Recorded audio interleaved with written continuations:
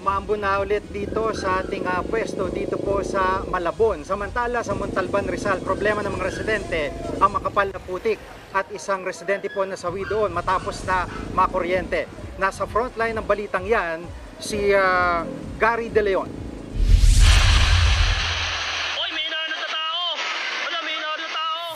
Tinangay na rumaragas ang baha ang lalaking yan sa Rodriguez, Rizal. Ayon sa uploader, delivery rider ang lalaki na naabutan ng malakas na baha.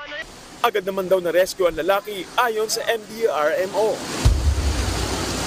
Kita rin sa videong ito ang mabilis na ragasan ng tubig malapit sa palengke. Ganyan ang naranasan ng mga residente kahapon sa kasagsagan ng hagupit ng bagyong Karina at Habagat. Umapaw rin kasi ang San Jose River sa bayan. Kanina ganito na ang tumambad sa mga residente, palot na makapal na putik ang mga bahay. Sandamakmak na basura rin ang naiwan. Ang problema, wala ring supply ng malinis na tubig ang ilang lugar. Yung tubig po sa loob namin, yun po muna yung pinambuhos namin sa mga kwarto kasi maputik nga po. May supply nga ng malinis na tubig sa ibang lugar, pero may bayad naman na 4 na piso kada balde. Problema yan ang mga residenteng walang-wala, gaya ni Divina. Mahirap. Hindi pa ako natapos paglinis. Iyon sana. Hatiran kami ng tubig na, supplyan kami ng tubig. Doble kahit naman ang mga tauhan ng LGU para linisin ang nagkalat na putik sa Ninan Landslide sa Mayon Avenue sa Sigsag Road.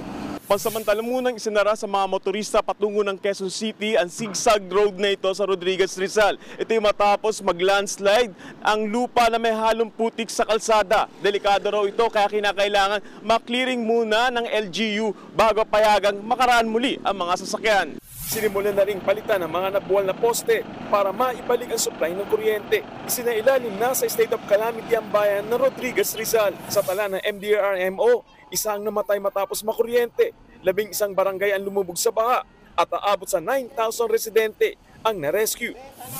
Habang sa Marcos Highway, ilang rider ang nagtiyagang itulak ang kanilang mga motor para lang makalampas sa baha. May mga nasiraan din matapos mababad ang kanilang mga motor sa tubig. Bukod sa Marcos Highway, ilang residential areas din sa Antipolo ang baha rin.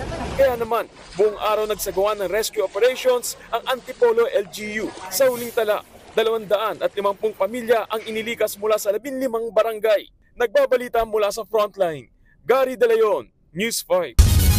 Mga kapatid, Jiggy Manikad po, iba na ang may alam at may pakialam sa panahon ngayon. Para sa konkreto, kumpleto at komprehensibong balitaan sa Frontline, mag-follow at mag-subscribe sa social media pages ng News 5.